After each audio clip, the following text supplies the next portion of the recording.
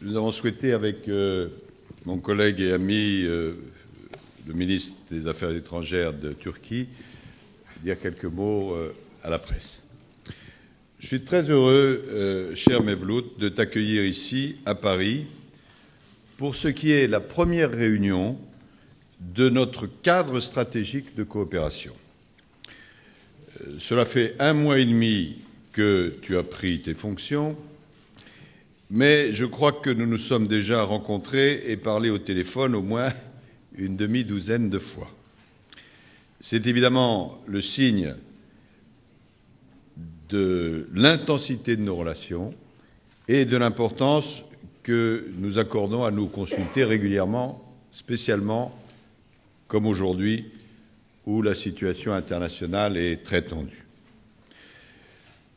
Nous avons voulu aujourd'hui à la fois aborder les questions de la crise, mais aussi nous extraire du temps court, parce que nous voulons construire avec la Turquie un partenariat global et de long terme. Ce cadre stratégique que nous présidons, toi et moi, se réunira 1 fois par an, alternativement en France et en Turquie. Et ce sera l'instance de pilotage de ce partenariat, en surplomb, si l'on peut dire, des nombreuses autres instances bilatérales de dialogue.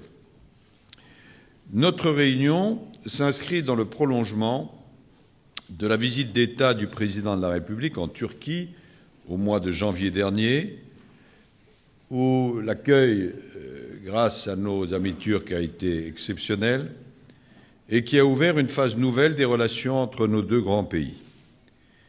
Et aujourd'hui, nous avons commencé de mettre en œuvre 2 éléments qui avaient été décidés lors de cette visite.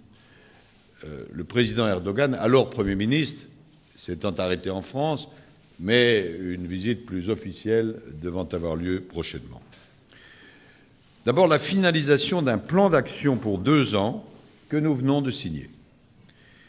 Il constitue la feuille de route de l'ensemble de notre coopération, à la fois dialogue politique et de sécurité, mais aussi coopération économique, culturelle et sectorielle. Et d'autre part, le renforcement des relations économiques entre nos 2 pays. C'est la raison pour laquelle tu as bien voulu, mon cher Mevlut, consacrer un moment de cette journée à un échange avec des chefs d'entreprise qui avait lieu ici il y a quelques dizaines de minutes, chefs d'entreprise qui travaillent avec la Turquie et en Turquie. Cette première réunion du cadre stratégique nous a permis d'aborder toutes les questions en détail, comme doivent le faire de grands partenaires, avec une confiance que se doivent des amis. Nos discussions ont en particulier porté sur les points suivants. Les questions relatives aux coopérations entre nos pays, évidemment. Ces coopérations sont déjà nombreuses et enracinées dans l'histoire commune de nos pays. Je pense ici notamment à cette grande institution qu'est Galatasaray. Ces relations doivent encore se développer dans tous les domaines. Je pense à la coopération économique, à la coopération politique, avec un volet important consacré à la lutte contre le terrorisme, où le partenariat entre nos 2 pays est fondamental. Et à cet égard, je veux remercier le gouvernement turc de l'accueil qu'il a réservé à mon collègue ministre de l'Intérieur il y a quelques jours. Mais aussi sur le plan culturel et dans les champs dans lesquels nous pouvons nous apporter beaucoup. Je pense à l'énergie, au transport, à l'agriculture, au spatial. Ensuite, nos discussions ont porté sur les relations entre la Turquie et l'Union européenne. Nous avons pris bonne note de la stratégie récemment présentée par la Turquie. Nous avons également évoqué les rapports de la Commission. J'ai rappelé notre position qui a été exprimée par le président de la République à l'occasion de sa visite d'État en Turquie au mois de janvier dernier.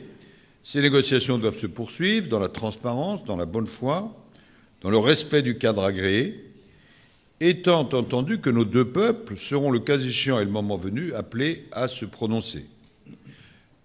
En France, c'est la procédure dite du référendum. La France veut aujourd'hui aller de l'avant.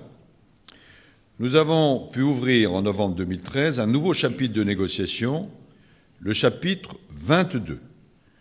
Aujourd'hui, j'annonce que la France est disposée à ouvrir de nouveaux chapitres pour la négociation, notamment les chapitres 23 et 24, qui couvrent des domaines importants. Dans la mise en œuvre de notre partenariat stratégique, une attention particulière doit être donnée à la dimension économique, comme le montre l'échange que nous venons d'avoir avec une délégation d'importants chefs d'entreprise français.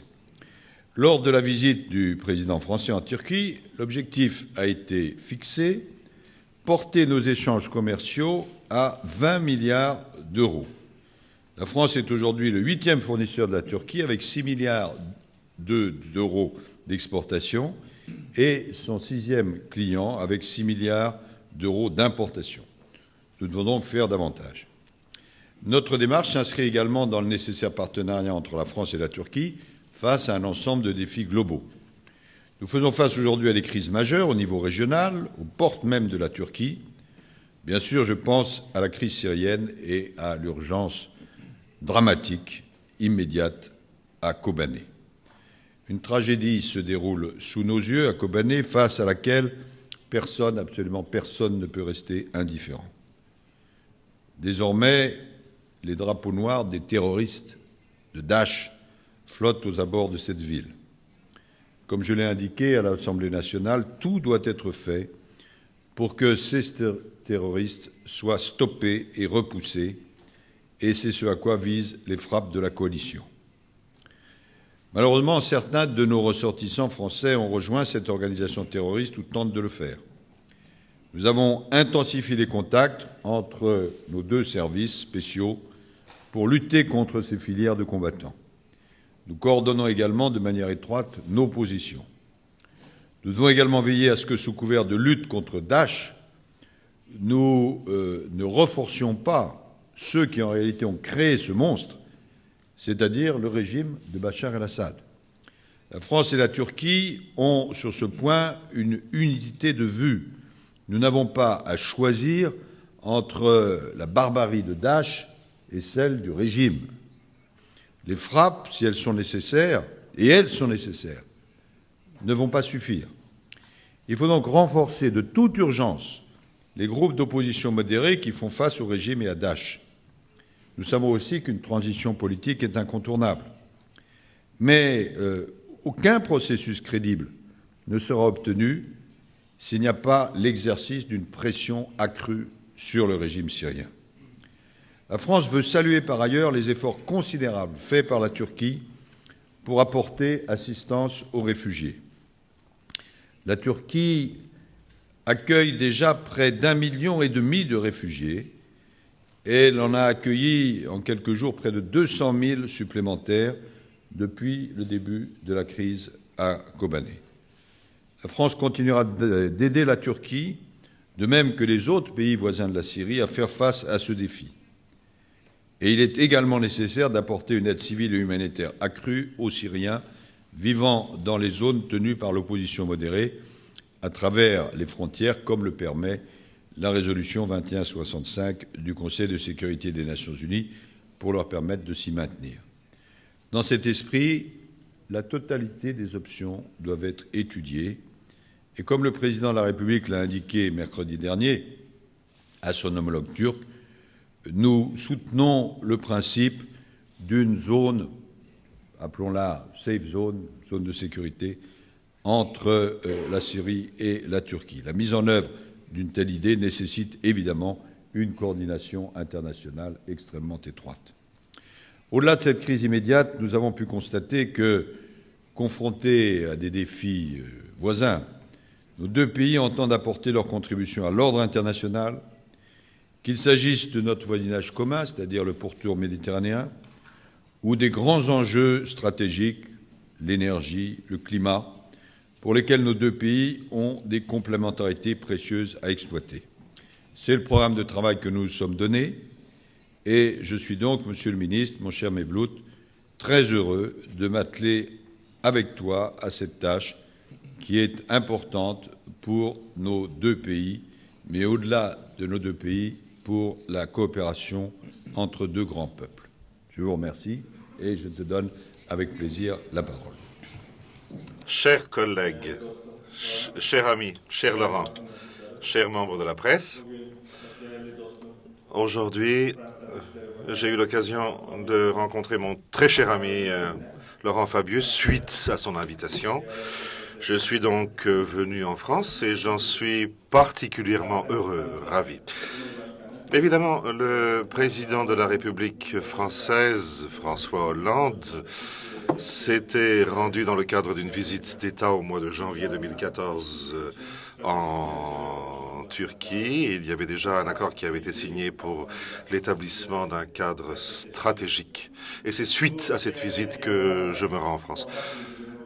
Donc, nous avons établi une feuille de route, un plan d'action de 2 ans.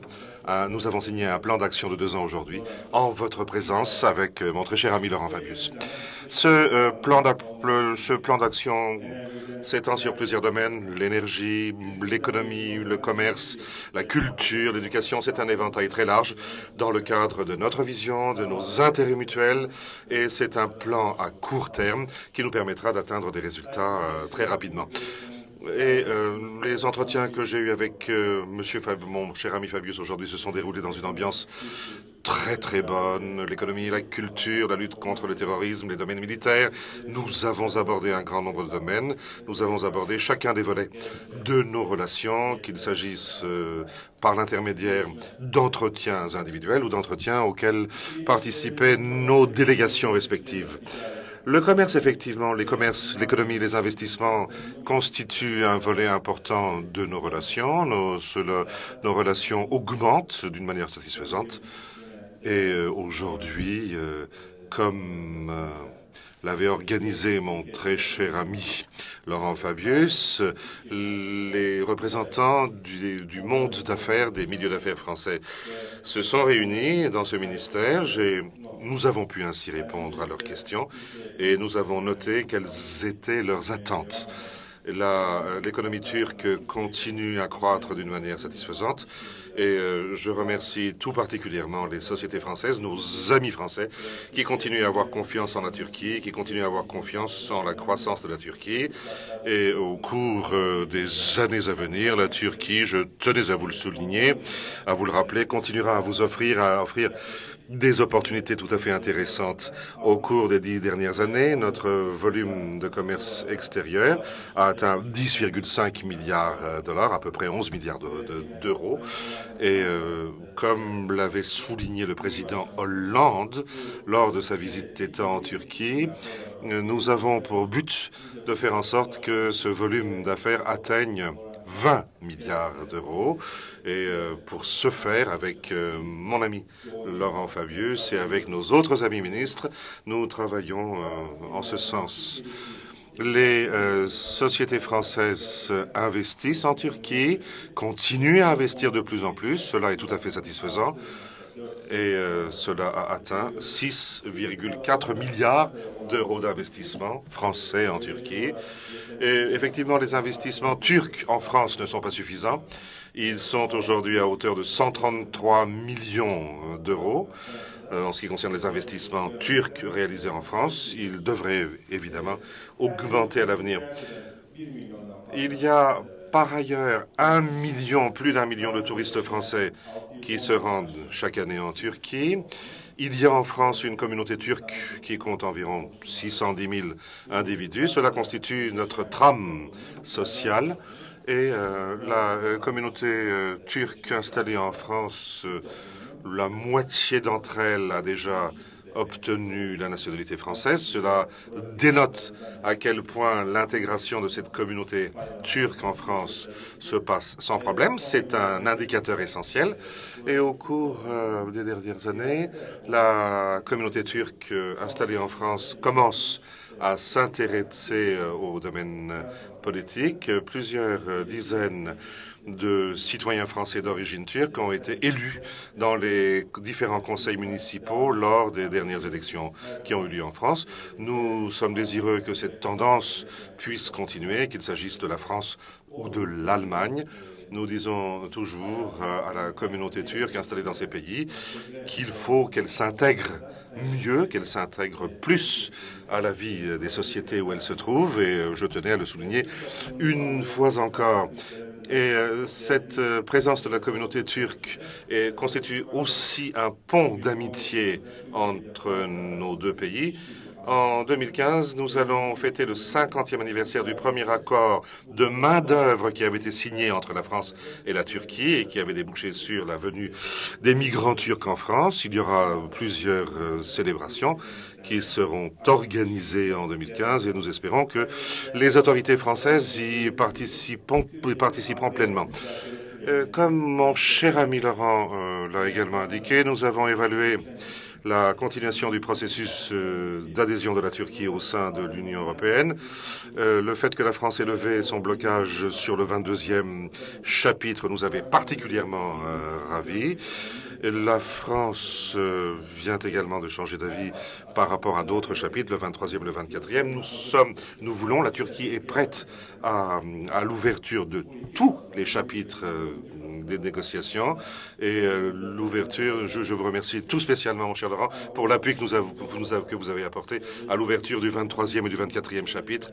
Et en tant qu'amis, nous attendons la chose suivante de la France. La France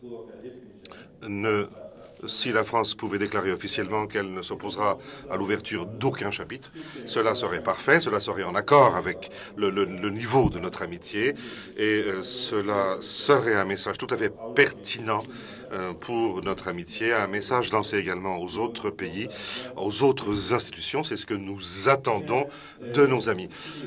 Toujours en rapport avec nos relations bilatérales, nous avons abordé des questions en tant qu'alliés de l'OTAN, où nos points de vue étaient la plupart du temps similaires. Les dernières évolutions au Moyen-Orient, la coopération en Afrique, la situation en Ukraine, nous avons abordé tous ces sujets. La Turquie, comme tous ses autres alliés, est tout à fait décidée à lutter contre le terrorisme de l'État islamique, du Daesh, et voit le Daesh comme étant une menace pour l'ensemble de la région. La Turquie a déjà payé énormément par rapport en ce qui concerne le terrorisme. La coopération est nécessaire, nous en avons besoin, et nous ferons tout ce qui est de notre ressort. Nous l'avons exprimé, nous l'avons mis en application à chaque occasion, et nous l'avons également indiqué lors d'une autre réunion qui avait été organisée par mon ami Laurent concernant l'Irak avec la participation d'autres ministres. Et comme nous l'avons souligné une nouvelle fois avec mon cher ami Laurent aujourd'hui, notre but est le même, notre façon de penser est la même. Vous analysez, la France analyse d'une façon très réaliste les problématiques de la région, et je remercie tout spécialement mon ami Laurent pour cela. Si nous voulons éradiquer le terrorisme de cette région, si nous voulons faire en sorte que la sécurité vienne dans cette région, nous avons besoin d'une stratégie qui englobe tous les problèmes. Et nous avons vu aujourd'hui que les attaques aériennes ne seront pas suffisantes à éradiquer le terrorisme. Elles ne seront même pas suffisantes à l'arrêter de progresser. Il faut l'analyser d'une façon très fine et agir dans le cadre d'une stratégie commune. Et comme nous l'avions dit, pas une zone tampon, mais une zone de sécurité et une zone d'exclusion aérienne doit absolument être établie, car cette crise a des dimensions différentes. La lutte contre le terrorisme, il y a la source de ce terrorisme, c'est le régime d'Assad. Nous avons besoin d'une transformation politique en Syrie et que ce régime un jour puisse s'en aller. 200 000 de ces... C'est un régime qui a tué 200 000 de ses citoyens avec des armes chimiques, avec des gaz, avec des attaques aériennes, d'une manière inhumaine. Et ce régime est aussi dangereux que l'État islamique. Et il faut agir de concert, car les composantes de ce régime sont aussi dangereuses que l'État islamique. Il faut Il faut une stratégie large qui doit absolument tenir compte de la dimension humaine dans son application. Aujourd'hui, la Turquie accueille 1 400 000 personnes en provenance essentiellement de Syrie. 250 000 d'entre eux sont dans des camps de tentes et les autres vivent dans différentes localités de Turquie. Et nous mobilisons pour que ces gens puissent vivre correctement. Mais ce dossier n'est plus un dossier, ce n'est plus une charge que la Turquie peut porter toute seule. Et nous devons partager cette tâche, ce poids, notamment avec les Nations Unies. Et il faut faire en sorte que ces gens puissent retourner un jour ou l'autre dans leur pays d'origine, en Syrie. Et pour ce faire, nous avons besoin de l'établissement d'une zone de sécurité. Nos frères qui viennent de Syrie ont donné naissance à plus de 30 000 bébés depuis leur venue, depuis de 30 000 enfants depuis leur venue en Turquie. Il y a aussi des problèmes d'éducation. Nous leur fournissons tous nos services en matière d'éducation, en matière de santé, mais c'est une problématique qui a une dimension à moyen terme, qui doit être planifiée à moyen terme et qui doit être planifiée à long terme.